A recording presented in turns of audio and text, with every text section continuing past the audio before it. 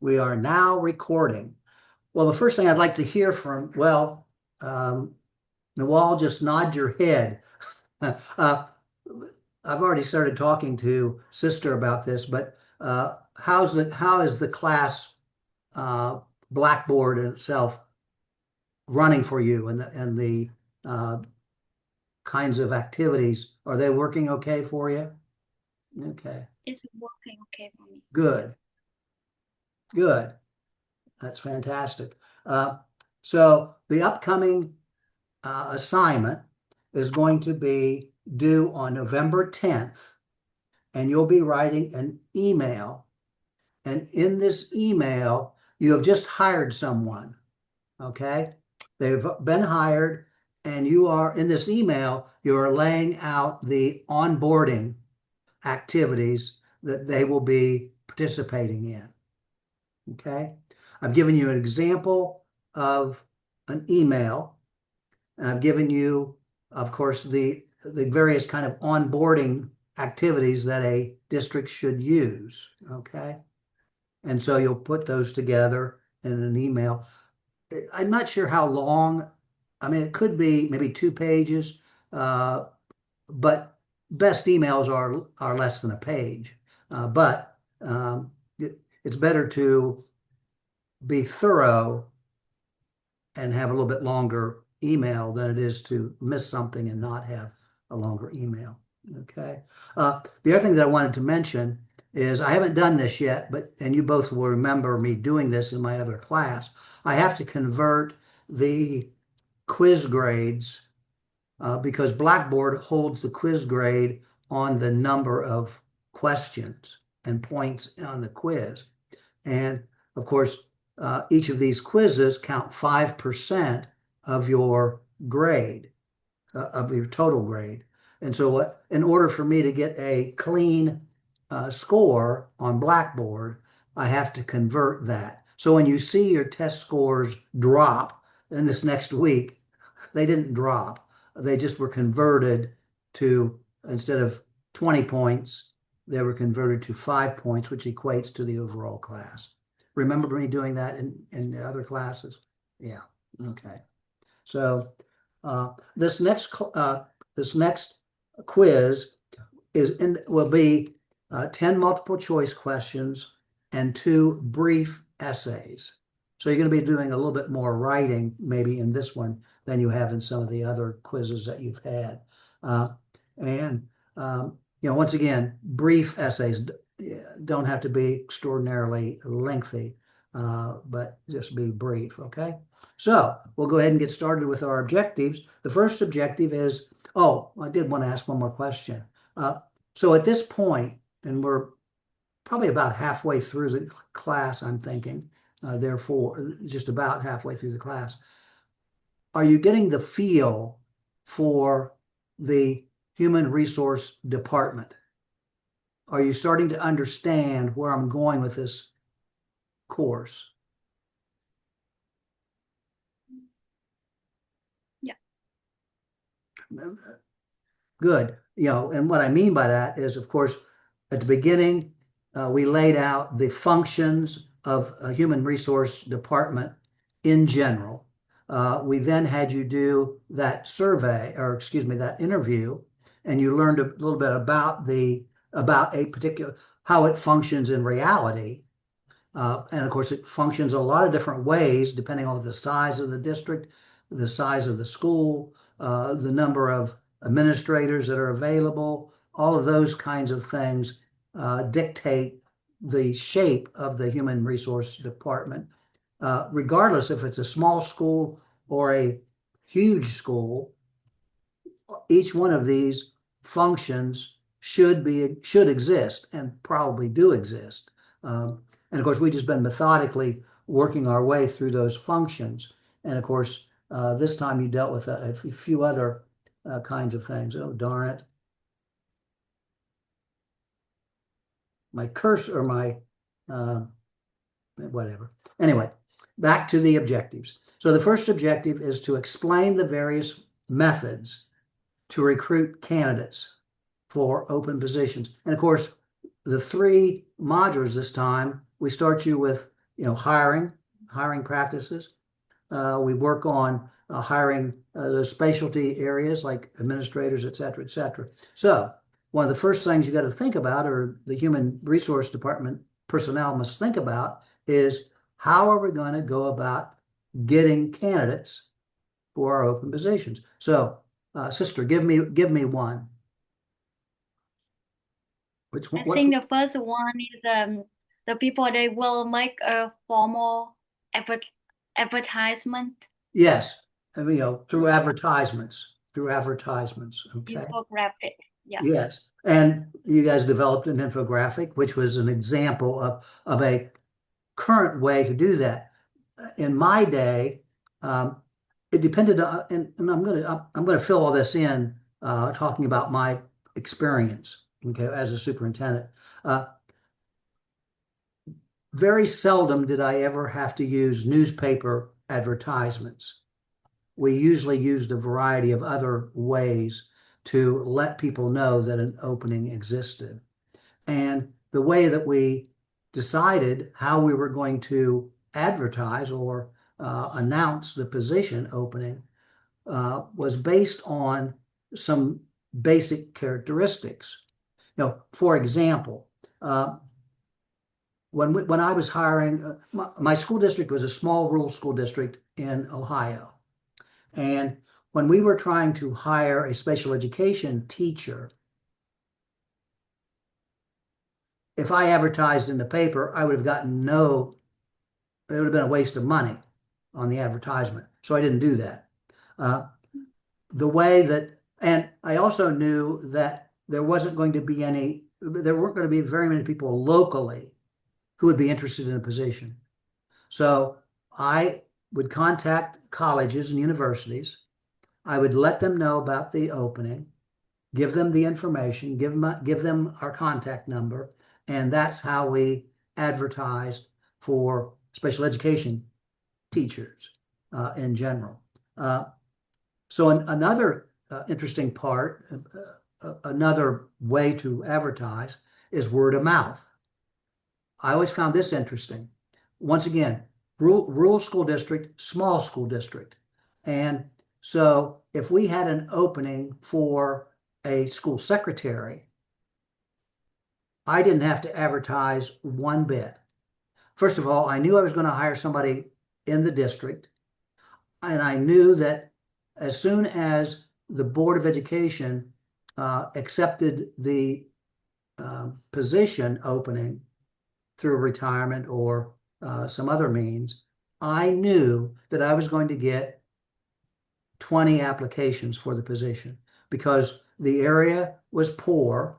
The school was one of the leading employees in the area, and the benefits that we offered were intriguing to many of the local individuals. The other thing that was another kind of twist to this is uh, we had uh, we had PTOs, we had a variety of other ways that parents, particularly, would be involved in the school.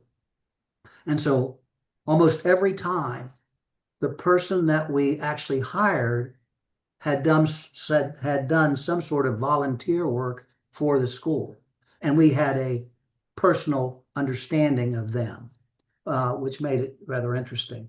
Uh, so another way to can you give me another one, sister? Or in the wall, you can type me one.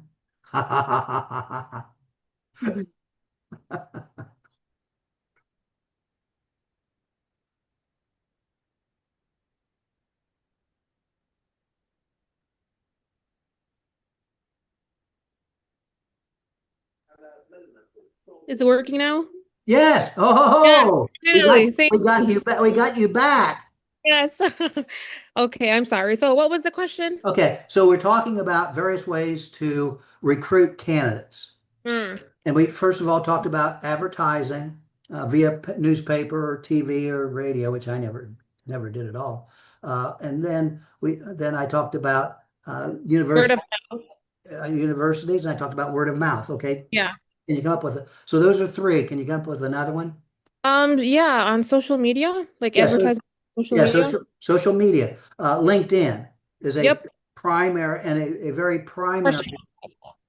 Yes, and of course, other websites. Indeed, for example, is another very popular website. In fact, I got my job at the other university through. Well, it was listed on Indeed and LinkedIn, and so that's how I ended up applying and sending my information all to them so they could take a look at it. So very, very popular means. Uh, to recruit. Okay. Um, Another one is professional organizations. Back to my situation. So we at times hired a guidance counselor.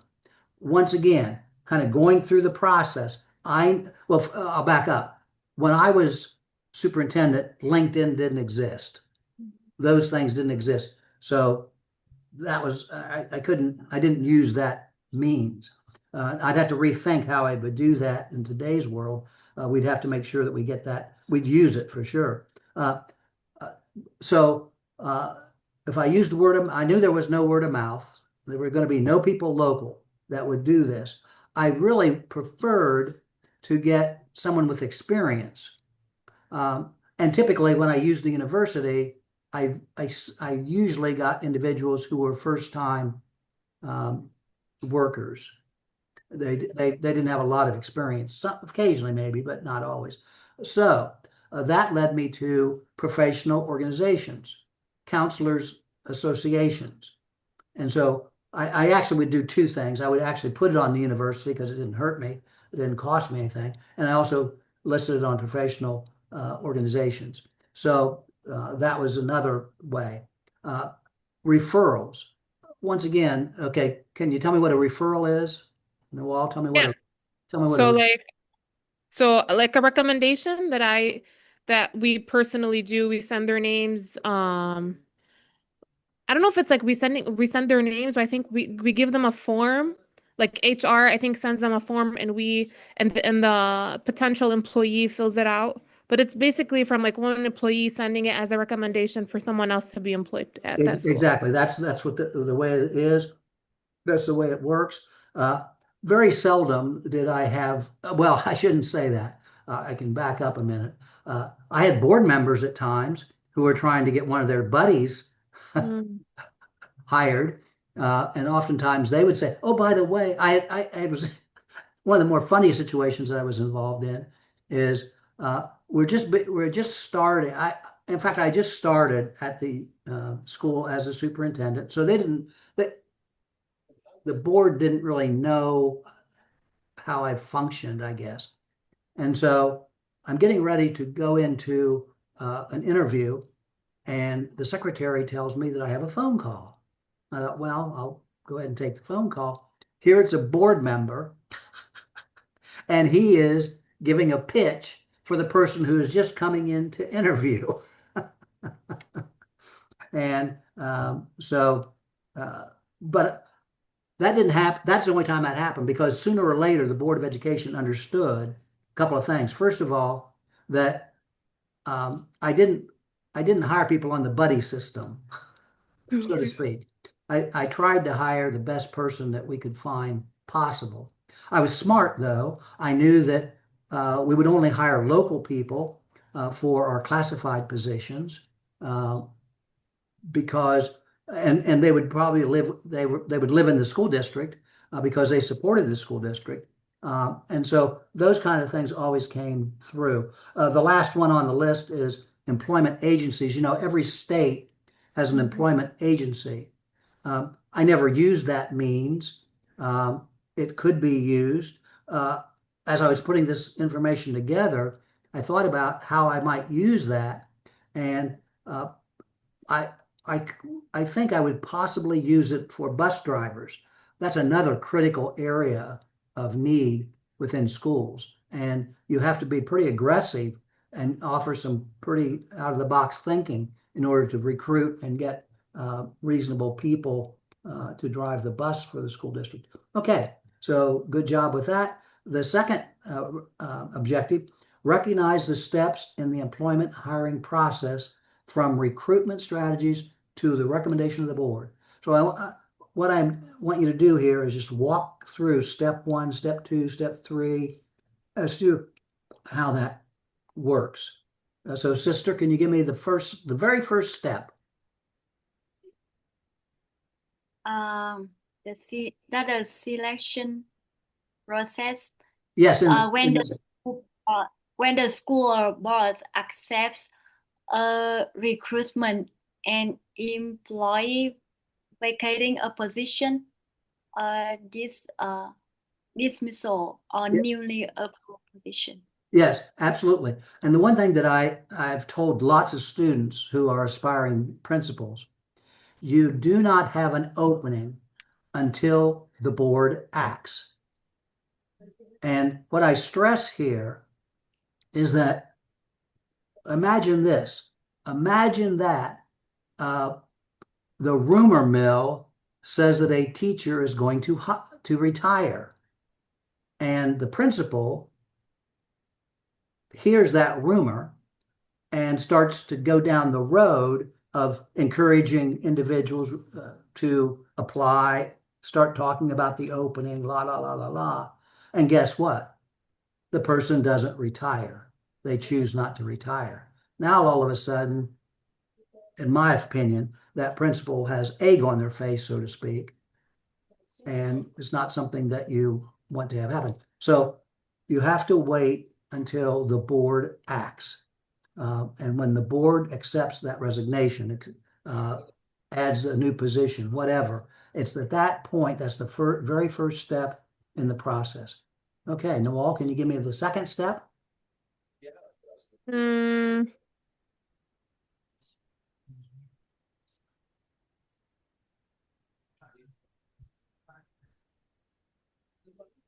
Not quite sure. So we said the first step is that they write a letter, right? No, the board has to, at a board meeting, the board has to accept the resignation, or the opening is not created until the board acts on a position, potential position.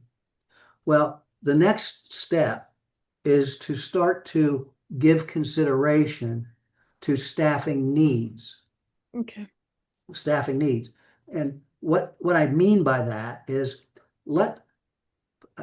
and once again, these, you know that I function off of experience. So we have an individual who retires. Let's just say that they're an elementary teacher. And lo and behold, at that school, where we used to have 40 students in that grade level, we only have 20 students. So the question is, do we need that position? I contend that we do not need that position. And of course, knowing how cheap I am from school finance, we would not be hiring a new position. So we give thought to the position. We give thought to if the position is necessary, then we start to think about what kind of person do we want to employ. Well, what things are we looking for, so to speak? And going way back in my training, one of my responsibilities in one of my assignments was to interview a principal about their hiring practices. And what he told me stuck with me, obviously. He basically said this. He said, and he was an elementary principal. He said, okay, if I have 2 elementary teachers at this particular position, and one elementary teacher is very stern, is very strict, is just very just that way. He says, I tend to then look for somebody to complement that individual, because not all students respond best to that type of teacher. Some respond better to someone who is more friendly, more open, more outward, and those kinds of things. And so you start to think about those kinds of things that you're looking for. Yeah, go ahead and take care of what you got to do there, Nawal. So you want to make sure that you think through what exactly you're looking for. So once again, putting that into perspective, when we were looking at positions, we were always looking for coaches. So we always had to think about, could this person not only teach and fulfill our teaching openings, but could they fulfill a coaching opening? So those are all things that you think about up front. Whether you need the position, what kind of person are you looking for? What's the what? Oh, the other thing that in my first year as superintendent, first full year as a superintendent, I told my administrative team, we were in extreme financial difficulty. We were $1 million in debt. And one of the ways you can impact that is obviously through hiring. And so at that point, I told the administrators that we were only going to hire individuals who did not have any experience. Now, unfortunately, that's not, we probably missed out on some really good teachers, but we had to get the finances under control. And that was a way to get under control. So in other words, if we had a teacher who was on a master's level salary scale, and we hired someone with a bachelor's degree with zero experience, we automatically saved about $15,000 on that one position. And that started to help us get back into shape. And later, when we got into a very good position financially, I told my administrative team that we were going after the best person with the most relevant experience that we could, because money was not the driver of the decision. Okay, so very important to think those things through early on. Sister, can you give me the third step here and fourth? The third step, the recruitment begins with the advertising. Yeah, absolutely. You've got your notes pretty well put together there. Very good. Yes.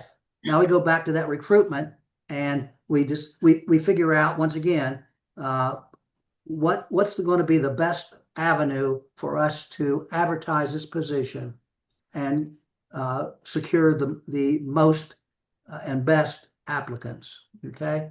And so sometimes it's word of mouth. We don't have to do any advertisement. Sometimes we had to go through university placement. Some other times we had to go through associations. So that always depends also on the position, of course. Okay. So we're now at step 5. Nawal, are your notes as good as Sister's? So step 5 would be performance evaluation. Not quite yet. Okay, she didn't say the onboarding process, right? She just said recruit and selection, and after that we have the onboarding and training. Well, that would jump way ahead. So I'm so we've recruited, we're starting to get applications coming in. Yeah, we interview them. Well, there's a step in before then. There's a step before the screening. Looking through the applications. Yes. So okay. So we've now advertised. Okay. We've set a deadline for the advertising, or for the applicant to submit their materials. And when that hits, we then we do screening, and that's a paper screening. So, back to my original thought, when we were only hiring individuals with no experience, I immediately tossed out all the people who had experience. Right. And once again, probably missed out on some very good applicants.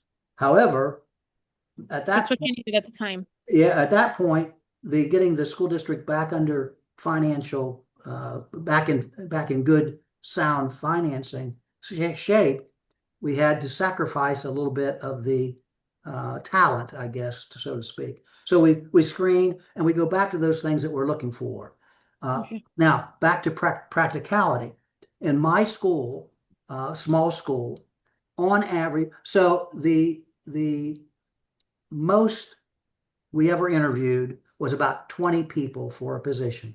It was for a secretarial position. Once again, local, word of mouth, lots of people. And so that was that way. Uh, when we were hiring a special education teacher, there wasn't any screening necessary because we'd be lucky to get 3 applicants. So we were going to interview all 3 applicants. Okay.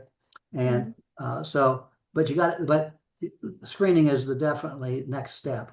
Okay. Sister, what's our step after screening? We But go ahead. now we find the quality candidate for the interview. Yeah, yes. So now back to this, think through this process. And if you've been hired, you can also now looking at it from behind the desk, so to speak. So you've screened, you're down to the applicants that you want to interview. So you contact those individuals and you establish a time for the interview. Okay. And another thing I want to mention here is as the human resource department, you have to think well in advance. If you have an opening and you need that person to start next week, you are not going to have enough time to go through these steps. And so, on average, I usually planned on about 2 months, at least 2 months, from the time we had the opening to the time we actually brought somebody under contract was usually about at least a 2 month process, about 2 month process. Okay. So we now have established the interview. What would be the next step after we've now established the interview? You choose the best person among them and make an offer? Well, you're jumped ahead again. Once again, and the reason I mean, yeah, you can cut this down to three steps, I suppose. But what I'm trying to do is take you through a methodical process that human resource should go through. Okay, so we've screened applicants, we've scheduled the interview, and I so like the ones that most like they have the same values as you have, the one that have similar like the qualifications that you're looking for. well, the qualifications become part of the process, yes, and part of the screening process. For example, when we were looking for that person with zero experience, if a person had a master's degree and experience, we didn't interview them. They were not on our list. So now you got to start getting so you're almost ready for the interview. Almost ready for the interview.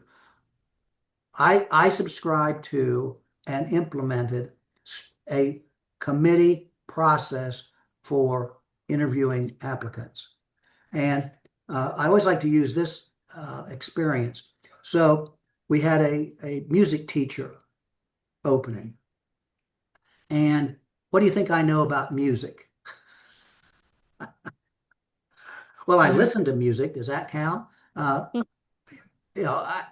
obviously I am limited in my understanding of music.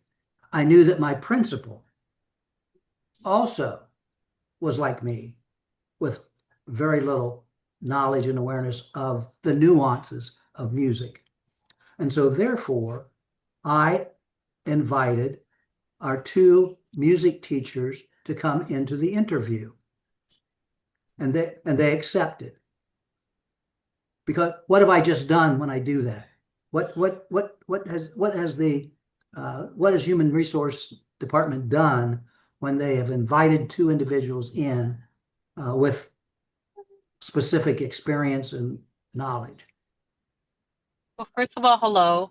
Hello there. How are you? Good, good. So from my experience too, with like our job, we usually get the grade level team on board with the interview because they have more information about like certain qualifications that only a music teacher would know, Ex or things that they're looking for? exactly. The other thing that I always used to tell my committee is, and well, I'll back up. In some school districts, the principal hires the person by themselves.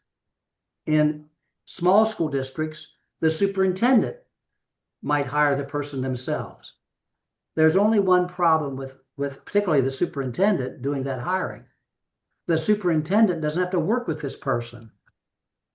And so therefore, it's very important that when you bring somebody on board, that they feel comfortable, and the individuals who will be working directly with them feel comfortable with them. And so therefore, yes, they brought extra, they asked good questions about, and gosh, it's all been lost, about the nuances of teaching music. Okay. They asked good questions with regard to that. Okay. So we bring them on board. And what was really, I laughed about this. Now, these are usually union people that were in our school.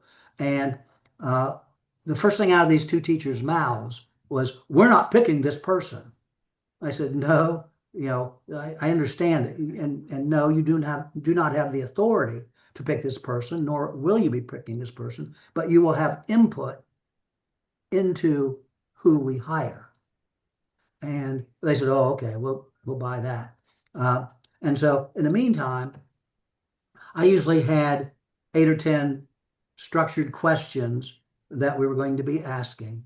And so those were all talked. But in the meantime, I discussed with those individuals on the committee the parameters of their role in the situation, and the importance of their role within the situation.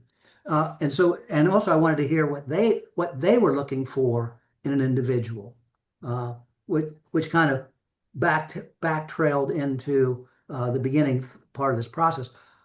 One of the things so they were both female. The position was going to be an assistant band director particularly for the marching band. The first thing out of their mouths was, "We want to hire a man," because obviously when we are at another school, it would be nice to have a male who could go into the boys' restrooms if there was an issue or whatever. And I understood that exactly. And I said, "That's fine." I said, "Understand that we cannot discriminate against females." And then I winked. "We can't discriminate against females." They said, "Oh, yeah, okay, I get that. That would be against the law." I said, "Well, yes, that would be against the law. And of course, we don't want to break the law." Okay, so the next thing is to go through the structured interview. And after going through all the candidates, I want to back up. So the way I started the interview process, the first thing that happened, the person would come in usually half hour, 15 minutes early. At that point, the secretary would welcome them to the school district, to the building, and would ask them to do a test. For teachers, we asked them to write a letter to parents about an upcoming field trip. Test related to the job. And if you remember in school law, there was a test case where a test was given, but it was to rule out blacks. You can't do that. That's not the type of, but you can give them a test based on the duties in the job description. And so they would be taking that, usually took them 10, 15 minutes, and then we'd be ready to start the interview. At that point, I would, as a superintendent, I would bring them into the room that we would be interviewing them, introduce everyone around the table, and I typically would hand them a job description. And on that job description, there was always OSHA requirements, because if an individual has a disability and can't perform essential function, then they might be asking for accommodations. So we wanted to get that out of the way. And we talked about them. I talked about the process that we were, going to be interviewing the next couple of days, that we would be making a decision within the week, and that they would be notified one way or the other. So kind of setting the stage for that. Okay. And then typically I started out with the first question, which the first question almost always was, tell me about yourself. Tell me about yourself. And that gave them a chance to get a little bit comfortable and kind of go from there.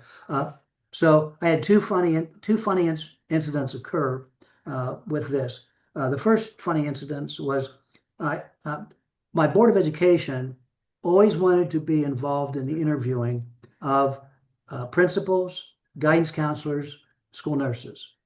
And so we accommodated their and coordinated interviews around their schedules in order to do that. Well, and I think I wrote this on somebody's discussion post. I have a board member. We haven't really started the interview process yet, but we're about ready to get started.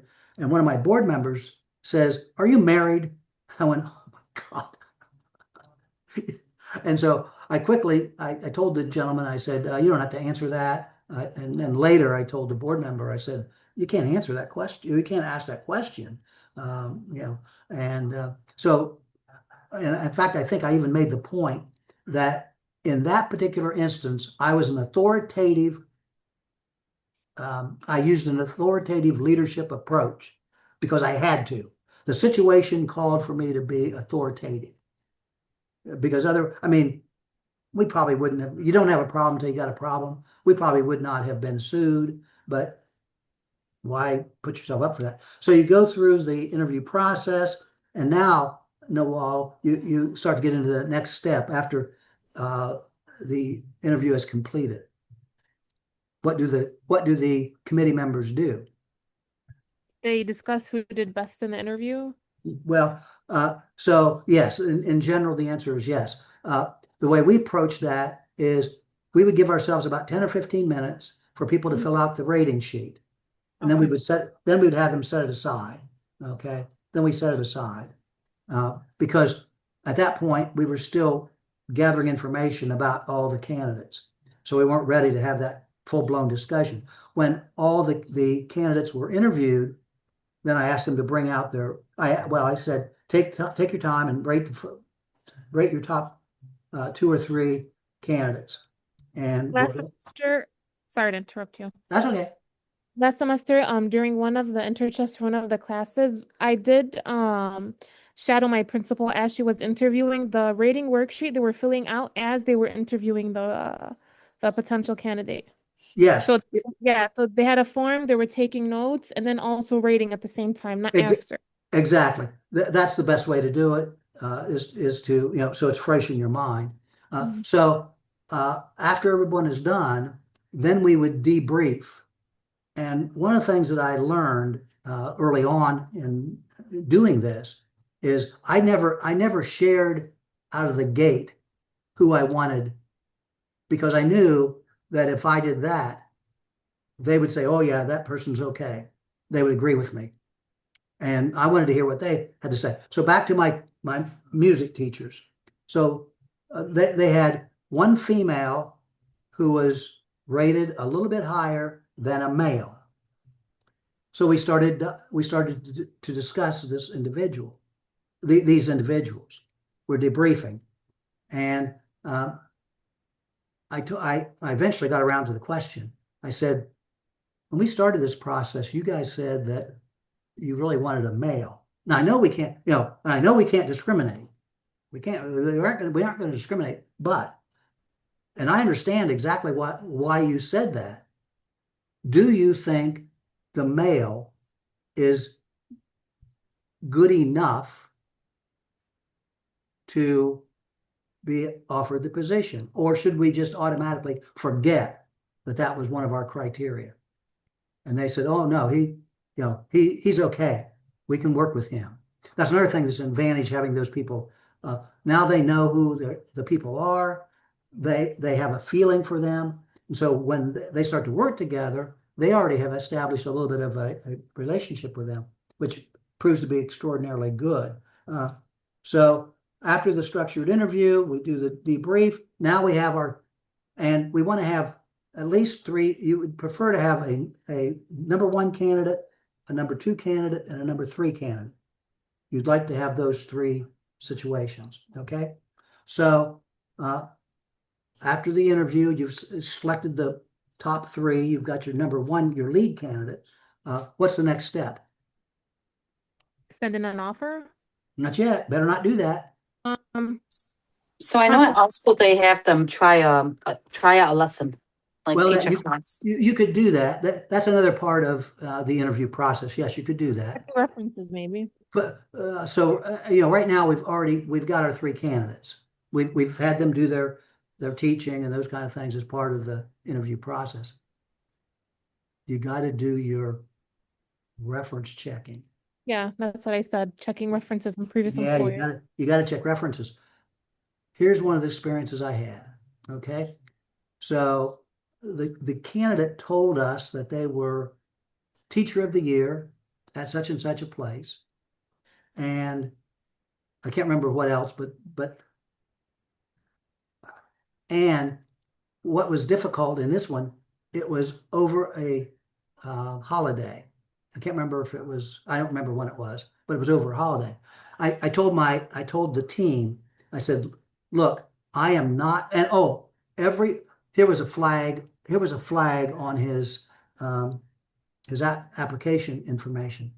Not one person of his references did he include an administrator. Not one person.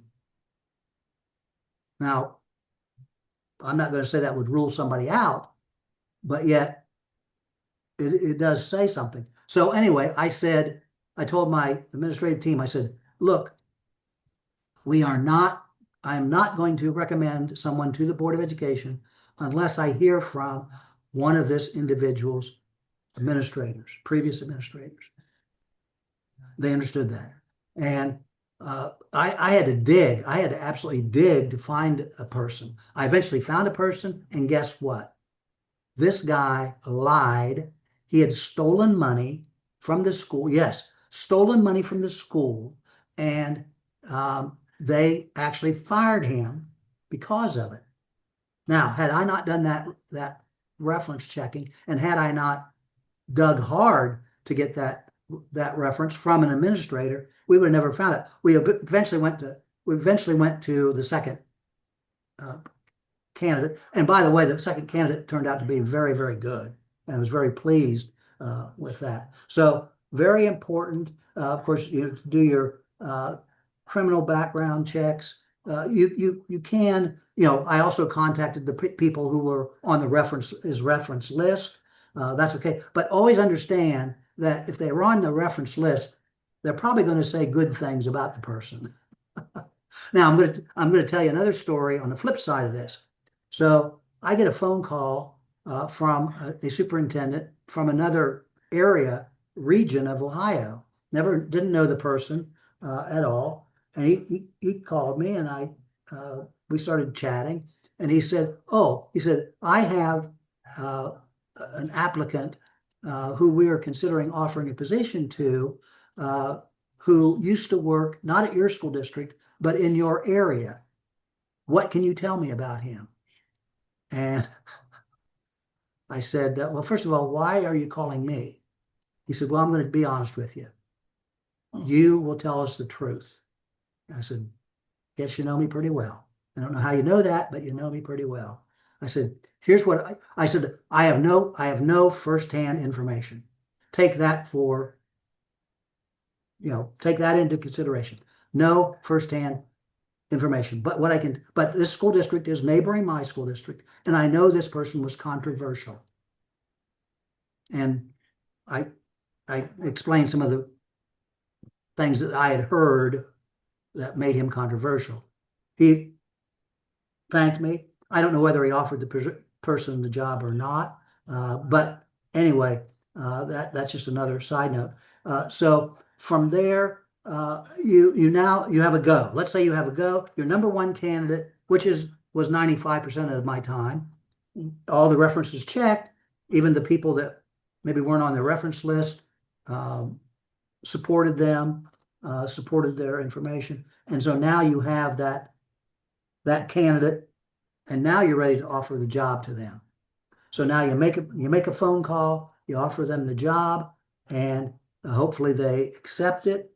And if they accept it, then the next step is to recommend to the board. If the Board of Education approves them, you now have a hire. You get back to that individual, you set up the time for this onboarding to start, particularly signing their contract, because you don't have a hire until they sign the contract. Okay? They've got to sign that contract. If they don't ever sign it, I have another funny story to tell you. So this was my friend I was assistant superintendent. He was the superintendent of schools, and he was interviewing for a lot of different kinds of positions, and he was offered a position. He went, he spent a day at the school, and he comes back to me and he says, guess what? I said, well, how can I guess? He said, I'm not going to accept the position. I said, you're not going to accept the position? He said, no. He said, I forgot to take the contract with me when I went to visit them. And one of the board members was telling me how I was going to run the school district his way. And I thought to myself, there is no way I'm working for that individual. So that was kind of, they didn't subscribe to this. You don't have a hire. They were awful upset, to say the least. They didn't have a hire because he did not sign the contract. Okay. From there, you then very important to notify all the candidates who applied. I've often teased when I've talked about this to many different classes, of course, and I often chuckle and I say, yeah, there's some jobs out there from 10 years ago that they might call me tomorrow because they never contacted me. Back to another real life story. So I applied for a superintendent position. I didn't get the position. They notified me, said I wasn't, that they didn't, that I wasn't hired, or that I was off the list, so to speak. And a month later, I get a phone call back from them, and they want me to reapply for the position. Now, I don't know what happened, but they burn a bridge. No, I said, no, I'm not interested now. Thank you very much. So it works both ways.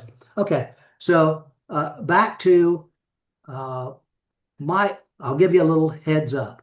You're probably going to have to do a little essay about that hiring process. Okay. So, and keep it brief, but make sure you get through the majority of the steps. Okay. In the order. And, it's important that the steps are done in this particular order. That's important as well. Okay.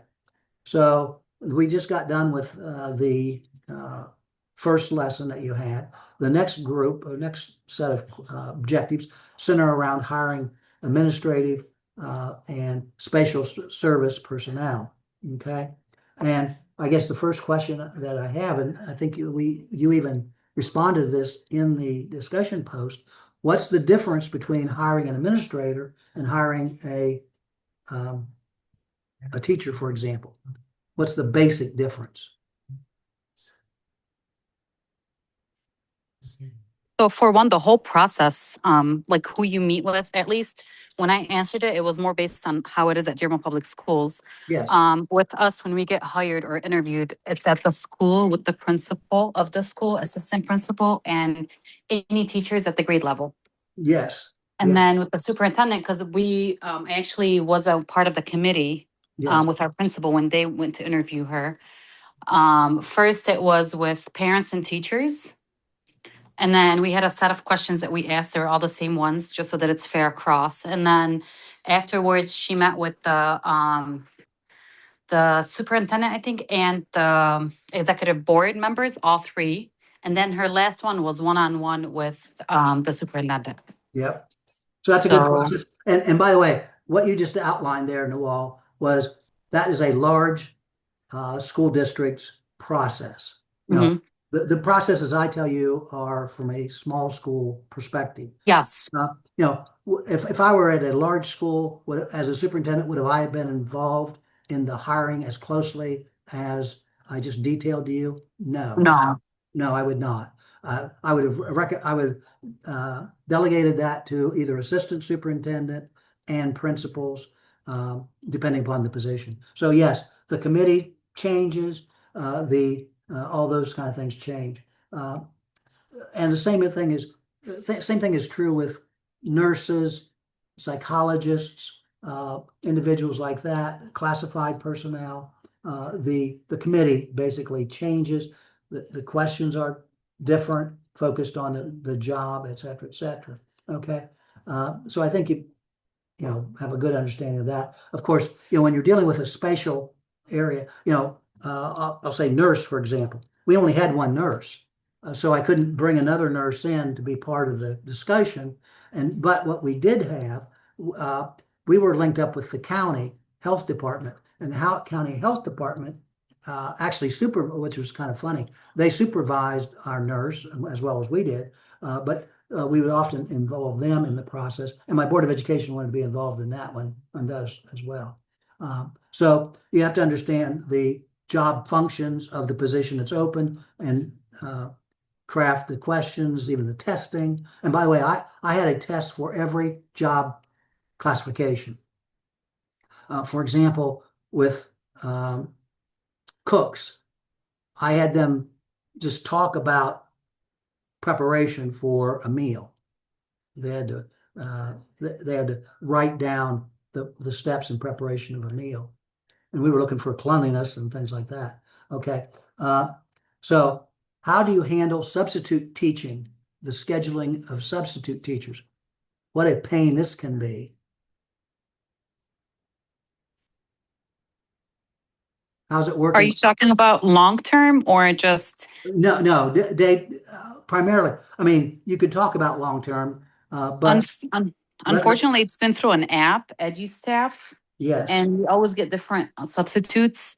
Sometimes we're lucky where we can recommend one and they can get her, but a lot of times we're getting people that are honestly not sure what's going on, just picking up a job off of the website and just there to be there, and they just, it yeah, hasn't been very good. yeah, and that's the downs. The upside of it can speed along the process. You know, there can even be contacts that are made via the app or via the solution, and so those are all true. And yes, that's in today's world. That's the way it's done. It's done via technology with apps and things such as that. And you make a great point. You know, the personal touch in that, in the situation you're talking about, falls short. And so you have to figure out some way to bring the personal touch in. Meaning this, if I never used an app like this, and our secretaries had to do those contacts themselves. We had a list of individuals that could be called for substitute work, and they operated off that list. However, we if we had a bad experience, and what you're kind of talking about, if you have a bad experience, my take on that is alert the other schools and make sure that person isn't contacted. One of the more interesting substitute situations that I experienced was an individual was on our substitute list who was blind. And so they got through the first time with that, using that individual. And the principal called me and said, Doc, this individual was blind. I said, well, how did it go? And they said, well, you know, it went okay, but it was a bit of a problem. I said, well, I can understand that. I said, you know, we can't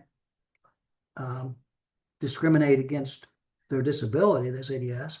I said, here's what I'm going to suggest. I said, I'm going to suggest that you use this individual because it's an at-will position. I said, use this individual infrequently. However, if you need to use this individual, bring in some sort of classified person to be with them. I said, I know that's going to be an added expense for the school district. However, I think that would be best for the individual. I think that would be best for all involved, the students as well. Okay. So yes, using the apps today is the way that's done. Okay, we get now into the differences between a school psychologist, a counselor, and a social worker. Who wants to toss that? So a counselor in schools, we don't have them in elementary, but I know middle school and high school, they work with the scheduling for the kids and help them with planning out their future, if they need AP classes, if they need to take college courses. Are you saying what they are, the hiring process? No, you're fine. Oh, okay. With the school psychologists, we have our elementary, middle school, and high school. So we usually, if we have students that are in SST, we fill out a form, contact them. They come and observe the students, try to work with them, come up with a plan. Social worker keeps an eye on the kids, checks in on them, see if they need anything, check with the teacher if anything has changed, anything concerning. They all work together usually, Yes. hand in hand. And they're working on average to the benefit of the student. Yes. They're student, they should be student focused. The school psychologist, like you said, they are usually the one who's leading the special education process. You know, they are a big part of this of that process. The social worker has a little bit more potential availability, meaning that the social worker might go in the home. They might spend time in the home, and they are working primarily with the social emotional side of the student, whereas the counselors can do that, but also is working more with the academic side of the student and helping them fill out applications for colleges and things such as that. Okay, we are making progress here. Recognize the unique features of the school resource officer. Nawal, do you have a resource officer in your school? So the SOR or? Yes. Yes. So I'm part of the crisis committee. So he meets with us every once a month, Mhm. and we talk about different things. He's with us during any drill that we have at the school. He's there for even any kind of support that we need. Last year we had a situation with a student and a parent that went up to a teacher and was in a way threatening. He took care of that. He was, he's always there when we need him. Yes. He's in our emergency chat that we use to, during any crisis or any emergencies. So I don't know if you would know this or not, but I'll ask it anyway. Is this person employed by the school, or is this person employed by the sheriff's department? No, he's through Dearborn Public or Dearborn Police Station. Yes. Yeah. Yeah, that's Please. typically the resource officers are not employed by the school. The school pays their salaries basically, but they are typically employed or a part of a sheriff's department Mhm. and assigned that position through the sheriff's department. And of course, in most cases, they're licensed police officers with that kind of training. Of course, it takes a special person in schools to do that. You can't be the hard nut cop on the street in that role, in my opinion. Okay, let's talk about bus driver qualifications. What does a bus driver need in order to be able to drive a school bus for a school district? Sister, how's your notes? You still keeping up with your notes? I just remember that they have to take care of also criminal if they already have violence of kind of. Yes. Well, and in fact, almost every school position has to go through a criminal background check, and also with that, perhaps a drug and alcohol check of some sort. Did you guys hear the absolute horrendous tale about the illegal immigrant who was the superintendent of Des Moines City Schools. Did you hear that news? I did not. Is that recent? Oh yeah, that's within the Oh, past. wow. That's within the past month. Within the past month. I don't know how ICE figured this out, but ICE figured out that this school superintendent of a major city district was an illegal immigrant. They caught up with him. He had a gun in his car. He had lots of cash.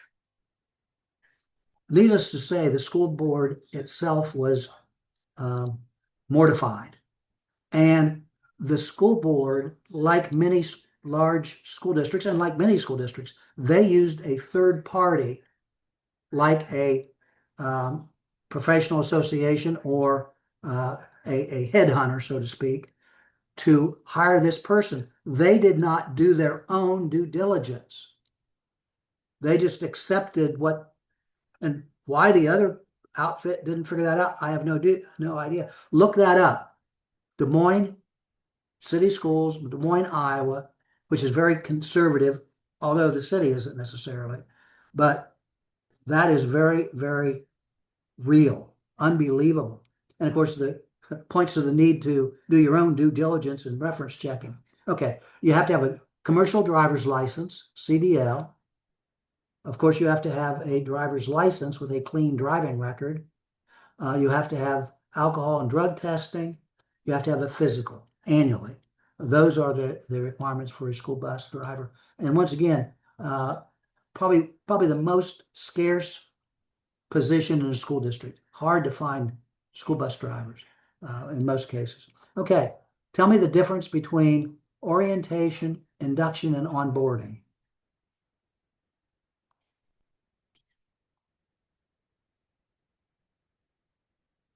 Tell me what onboarding is, sister. What's onboarding? That make a smooth transition Yeah, of the new employee. yes. Bringing them in. Document, right? Yeah, bringing them into the position. Okay. Yeah. And I contend that onboarding would be more of a more detailed process than an orientation. Okay. You E, have can to you- sign the paper, the document, right? Yes, that's the very first thing is you got to get that signature. And of course, in the meantime, they have to prove that they are legal residents. So that's another thing that I scratch my head. You know, I mean, every school district, every employer in the United States that employs somebody new has to have them fill out an, I think it's an I-9. And the I-9, they prove that they are citizens basically and can work in the that one was unbelievable. I think the person got deported. I'm not sure about that yet, but obviously that's where they should go. Orientation is typically just like a one-day deal, signing the paperwork, giving them a tour, maybe. Like an introduction Yes, to the organization, maybe. yes, a little bit more detailed there. Okay, so those are the differences between they're all processes to bring this person on board. My other university, they had a very, very, very detailed onboarding process that put a lot of work on the candidate. I mean, I had to go through about 8 or 10 different videos, I'll say, take tests, pass the test at 80% proficiency. And it was all about their culture, about FERPA, family education, you know, that we have to be aware of those kind of things as professors. So anyway, yes. And once again, your email will detail an onboarding set of activities. Try to be methodical with that. Try to, you know, once again, think about step 1, signing the contract, step 2, step 3, etc. Okay. So what are some of the actions that take place at an orientation, induction, or onboarding. It could happen at all three of these places. You already said number one, you got to sign the contract. That's like mainly sit with HR, know the benefits, what is like they go back over what's expected of us at the job. We meet with the union rep, because I know our Dearborn Public, we had an orientation, it was like 2 days, and every day it was something different. Yes. To get us ready for the school year. We talk about the calendar, sick days, FMLA. We meet everyone that's at the district, at, the central office. Yes. And who to contact when we need specific things like payroll, benefits, HR. Yes. So signing those employment employment contract, that I-9 is the right to work documentation. Once again, only according to federal law, only legal citizens are entitled to work. Now, we know that doesn't happen in reality, but it's supposed to. The W-4, for your tax purposes, you fill that out. Direct deposit for your pay. One of the things that the other university required us to do is they required us to read their handbook and sign off on it, that we read the handbook. Very important. The other thing that we didn't have to do, but another good thing is to have them sign off on any technology kinds of things, the issuance of any technology, laptops, et cetera, et cetera. And once again, you start to build the culture, what the culture is like. Okay, so let's go to just the elements of a proper email. What are the elements of a proper email? The subject, a greeting. Yes. And to have a signature, a thank you at the end. Yes. And who you're sending it to, obviously, the content, the closing, all that goes together. The reason I put this in, I'll be quite honest with you. So at my other university, one of the activities they have students do on occasion is to do an email. In fact, that's how I got this idea to do this onboarding email. And what I discovered, and I was absolutely floored. I had not very many, but I'm going to say 10% of the class did not know the elements of a proper email. And I went, holy crap. And of course, in their training, there wasn't any discussion on that. Okay. So I went with my students at Henry Ford. Yes. They would type out like the whole email to me in the subject line. Yeah. Oh gosh. Yeah. And it's that bad. And so I was disappointed. I was surprised. I have to say I was surprised that here people were in their doctorate program not knowing how to write a proper email. And once again, not very many, but even one was too many as far as I was concerned. But to their, I also understand that there was no training given. And so if they never were taught that, how are they going to know it? They aren't. So I didn't rip them, but it made my eyes pop up a little bit, to say the least.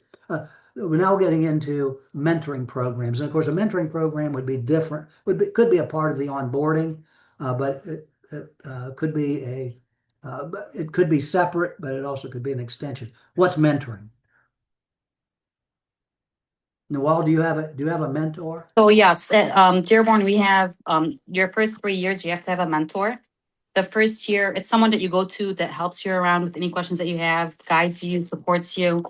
First year, you meet once a week. Second year, you meet once every 2 weeks. And third year, teachers meet once a month. And we attend meetings through the district.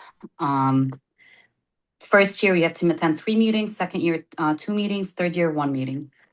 But they're there to support it through, like, for grading, anything that you need help with or any questions they support. Yes.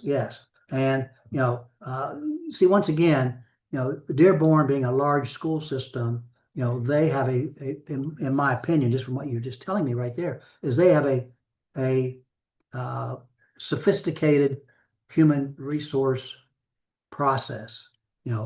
they've well thought these things through, and that's a very good mentoring program. Okay.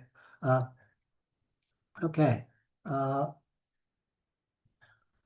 Are there any questions on terms you would like for me to explain to you?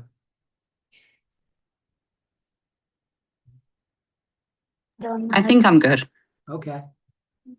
Once again, make sure that you have a good understanding of those terms. On average, as you already know, there could easily be one or two questions that are just basically, what's this term mean?